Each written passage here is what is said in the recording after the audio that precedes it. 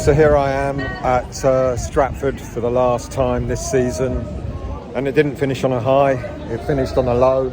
It finished on a bit of a controversial way, really, in a way. The referee yet again took the limelight in a game that we started off well, but we shot ourselves in the foot. Same lineup as it was against Man United, and I'm not surprised by that. I think it kind of made sense to put the same lineup as the one that beat Man United 2-0 last week. But we were comfortable for the first 10 minutes or so.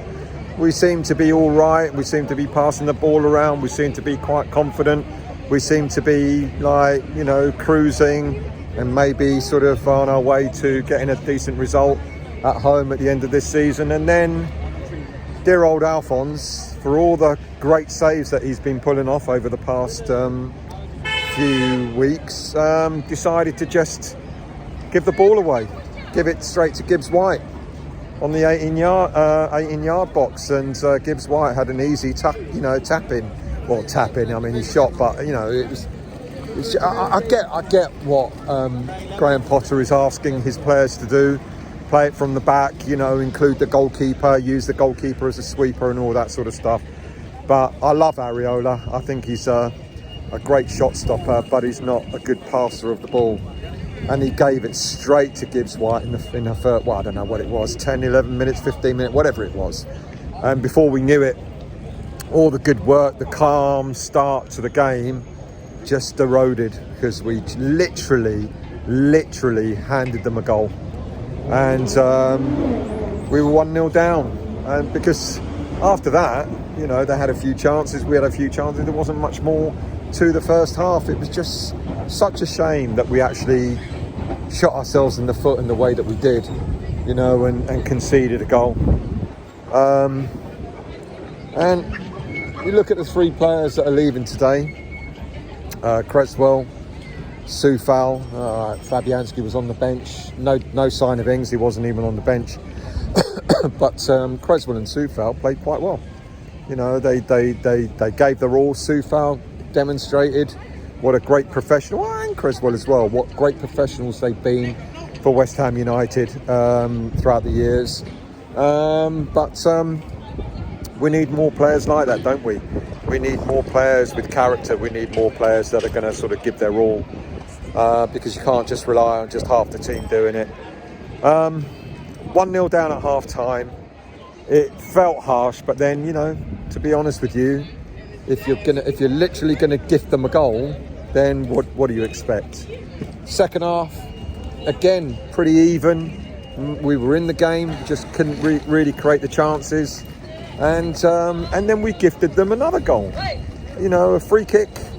That went straight in, and it took something like 6 minutes to determine whether that was offside or not. And how can it take so long, for VAR? But what point? Why is it that VAR abroad in Europe or in European competitions or World Cups and all that?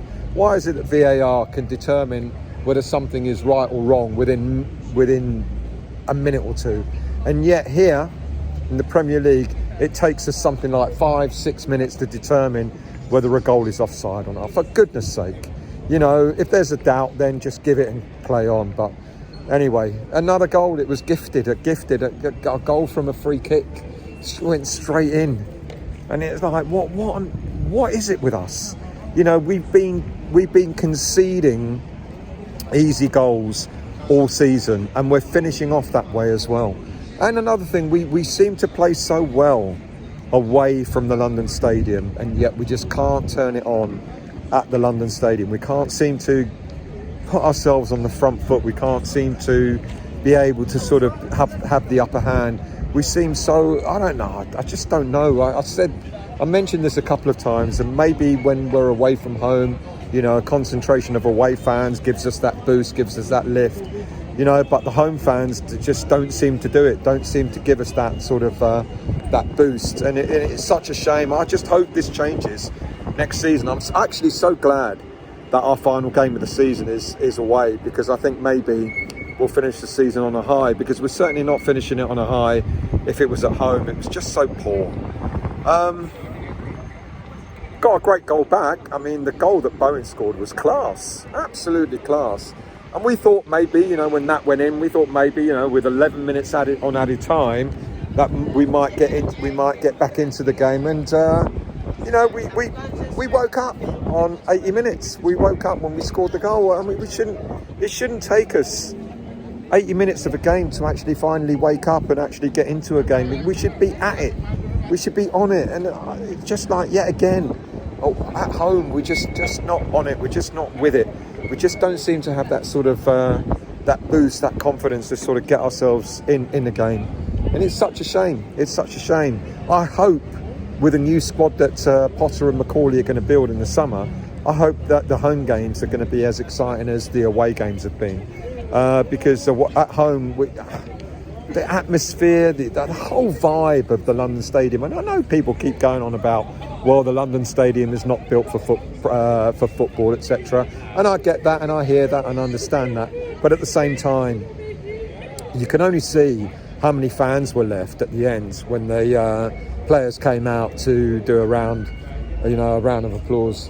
There was like barely, I don't know, 15,000, 20,000 fans left. Last season, when we had a pretty crap season under David Moyes, you know, there were a hell of a lot more fans that hung around to wish the players farewell, rather than what we got this. It's just like I'm sorry, home fans, but we're shit. Home fans are shit. Look, all right, fair enough. You've got to have something to cheer about. I totally get that. I totally understand that. Sometimes the home fans can actually give the players a boost, give the players a lift. We haven't done that at home all season. Yes, all right, you know, we've got to have something to cheer about, but at the same time, we owe it to the players to actually try and cheer them on as well. We just don't do it. We don't sing, we don't shout, we don't chant, we don't, you know, we expect to be entertained rather than, you know, the way it is. And look, we raised our game in the last, you know, on the 80th minute, and then another 10, 11 minutes afterwards. But it was too little too late. And then, of course, we've got the ref. Yet again, the referee took centre stage. He completely lost control of the game today. You know, he was making, but every time, you know what I hate about the Premier League is the way that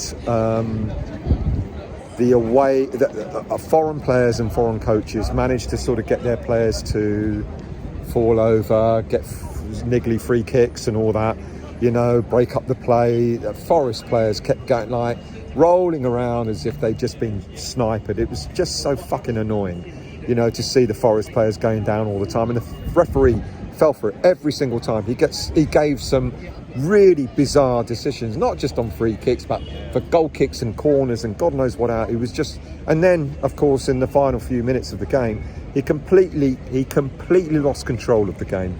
You know, where he could have like calmed things down, you know, it just grew into a fracas at the end, you know, at the end of the game. And the referee had no control. He didn't know who he needed to book. He didn't know who he needed to reprimand or anything. It was just really awful. And it's what a shit finish to a game. It really was. Look, I'm not blaming the ref for our defeat. We shot ourselves in the foot, not only for their first goal, but for their second goal as well. We shot ourselves in the foot for both goals, and that's the way the game went.